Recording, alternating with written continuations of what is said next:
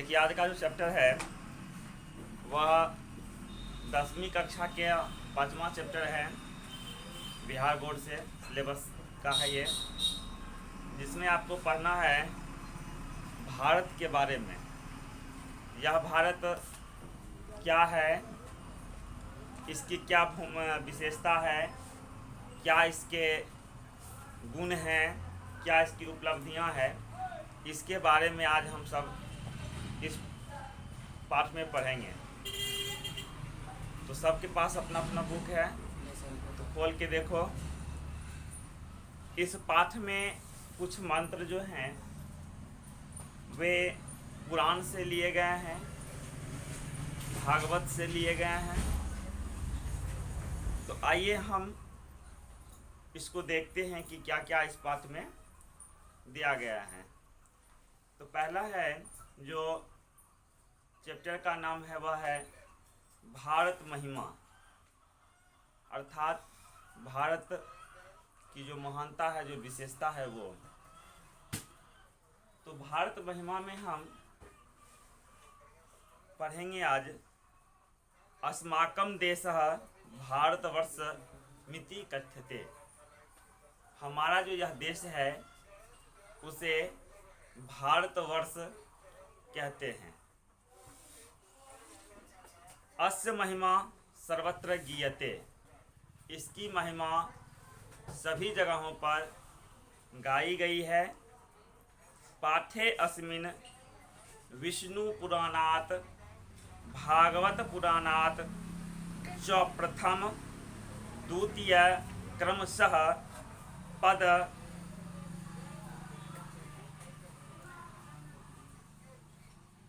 अन्याध्यक्षेण निर्मयन प्रस्तावितवनि तानि। अर्थात इस पाठ में विष्णु पुराण से, भागवत पुराण से क्रमशः पहला और दूसरा, अभी जो हम श्लोक पढ़ेंगे वह श्लोक भागवत का और विष्णु पुराण का पहला और दूसरा श्लोक होगा। उसके बाद अष्टविंशतानि पाद्य अनध्यक्षेण निर्मय प्रस्तावितवन्ति। अर्थात इसमें 18 पद्य का यह अध्याय है, 18 अध्याय का यह पुस्तक है। भारत प्रति भक्तिरस्माकं कर्तव्य रूपेण वर्तते। और इसमें हमें यह सिखलाया गया है कि भारत के प्रति हमारा धर्म, हमारा कर्तव्य होना चाहिए कि हम भारत के प्रति क्या कर सकते हैं, भारत मेरे लिए क्या है, इसको कभी नहीं भूलना चाहिए। इसमें आज हम पढ़ रहे हैं जो पुराणों में दी गई है, विष्णु पुराण में दी गई है कि गायन्ति देवाः किलः गीतानि धन्या अस्तुते भारत भूमिभागे स्वर्ग पवर्ग अस्य मार्गत भूते भवन्ति भूयः पुरुषः सुरस्तत्वम्। अर्थात यह भारत की भूमि वह भूमि है जहाँ पर आकर के देवता, कील, गंधर्व ये सब अपने आप को धन्य महसूस करते हैं। उन्हें ऐसा अनुभव होता है कि वे यहाँ आकर कुछ पा लिए हैं, ऐसा उनका अनुभव होता है। इस तरह से यह भारत की भूमि स्वर्गलोक में और भूलोक में सबसे अधिक श्रेष्ठ है, क्योंकि यह भूमि जो है वह भूमि देवताओं की धरती कही जाती है। इसलिए यह अत्यंत ही महत्वाकांक्षा रखती है। उसके बाद यह दूसरा श्लोक जो भागवत पुराण से लिया गया है, उसमें कहा गया है, अहो अमीशम किमकारी शोभनम प्रसन्नम ऐसाम शिवदूतः स्वयं हरे यैर्जन्मलब्धः नृषो भारताजिरे मुकुंद सेवपै अस्पृहाहीनः। अर्थात यह भारत की भूमि की शोभा ऐसी क्यों है? इस भारत भूमि की शोभा इसलिए ऐसी है क्योंकि यहाँ जन्म लेने से ईश्वर को भी प्रसन्नता प्राप्त हुआ। इस भारत भूमि पर कृष्ण ने जन्म लिया और कृष्ण इस भारत भूमि के साथ जुड़कर एक भारत जो महाभारत का अर्जुन है, अर्जुन को भी भारत शब्द से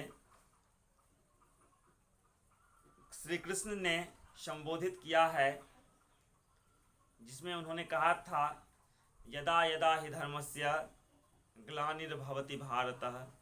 वहाँ इस भारत देश की बात नहीं है, वहाँ उस अर्जुन की बात है। वहाँ श्री कृष्ण उस अर्जुन को समझाते हैं कि हे भारत, जब जब धर्म की हानि होगी तब तब दुष्टों का नाश करने के लिए मेरा किसी न किसी रूप में जन्म अवश्य ही होगा। तो यहाँ भी कहते हैं कि यहाँ जन्म लेने से, इस भारत की भूमि पर जन्म लेने से श्री कृष्ण ने अपने आप को धन्य माना, क्योंकि इस भूमि पर उन्होंने आकर गैया चराई, दूध दुहे, नंद बाबा के घर रहे। इस तरह से वे कई एक कार्य किए जिससे ऐसा लगता है कि यह कोई देव नहीं, यह मानव ही हों। लेकिन श्री कृष्ण ने गीता में अपने आप को खुलकर कहा है कि मैं ही देव हूँ, मैं अनंत हूँ। तो इसके बाद हमारे आधुनिक साहित्यकारों ने जो भारत की वर्णन किए हैं, भारत के बारे में बतलाए हैं कि इयम निर्मला वात्सला मातृभूमि प्रसिद्धा सदा भारतम प्रसमेतत विभिन्ना जना धर्म जाति प्रभेदैर रिहैक तत्वभाव वहंतो वसंती। अर्थात यह भारत की भूमि निर्मल है, वात्सला है। वात्सला का अर्थ होता है कि अपने संतानों की रक्षा करने वाला। अर्थात यह भारत की भूमि जो है अपने संतानों की रक्षा करने वाला है, अपने संतानों को पोषित करने वाला है। और यह भारत की भूमि विश्व के अन्य देशों में भी अपनी प्रसिद्धि प्राप्त किया है। यहाँ विभिन्न जाति, विभिन्न धर्म, विभिन्न संप्रदाय के लोग एक साथ मैत्री भाव के साथ निवास करते हैं। विशाल अस्मद्या धारा भारतीया सदा सेविता सागरः रम्य रूपा वनः पर्वतैर निर्झर भ्यभूतिर वहन्ति विशेषां शुभचा पिगाभिः। अर्थात इसकी विशाल जनसमूह की जो धारा है, इस विशाल भूमंडलीय धारा को सागर सींचता है। पर्वत, वन, झरने उसके रूप के सौंदर्य को और खिलाते हैं। चिड़िया, अन्य वन्य जीव इस भारत भूमि में एक सुंदर संगीत देते हैं, जिससे यह एक सुंदर सुचापित स्थानों में से एक है। उसके बाद है जगत गौरवाम भारतम शोभनीयम सदा अस्माभिर तथा पूजनीयम भवेत देशभक्ति समेषां जनानां पारद स्वरूपा सर्ववर्जनीय। उसके बाद लिखते हैं, यह जगत के गौरव से विभूषित भारत है। यहाँ सदैव यहाँ की मिट्टी पूजनीय है, इसलिए हमें इस भूमि का भक्तिपूर्वक आदर करना चाहिए, इस भूमि का पूजन करना चाहिए। और जिस तरह से हम पारस पत्थर को पाते हैं तो संभाल कर रखते हैं, उसी तरह से हम इस भारत भूमि के को पारस समझें और इसकी स्वयं रक्षा करें, क्योंकि इस भूमि की सेवा करना ही हमारा सबसे बड़ा कर्तव्य है। हम इसकी सेवा यदि नहीं करते हैं तो हम इसके अपराधी माने जा सकते हैं, क्योंकि यह भारत की भूमि हमें रहने, खाने, पीने सब की व्यवस्था देता है। कभी इसके बदले हमसे कुछ नहीं चाहता, इसलिए हमारा भी कर्तव्य बनता है कि हम इस मातृभूमि को, इस स्वर्ग से सुंदर भारत भूमि को अपने तन मन धन से सेवा करें, उसे और भी अधिक गौरवान्वित करें। इस तरह से आप लोगों का यह चैप्टर समाप्त होता है। अब इसका क्वेश्चन आंसर करेंगे।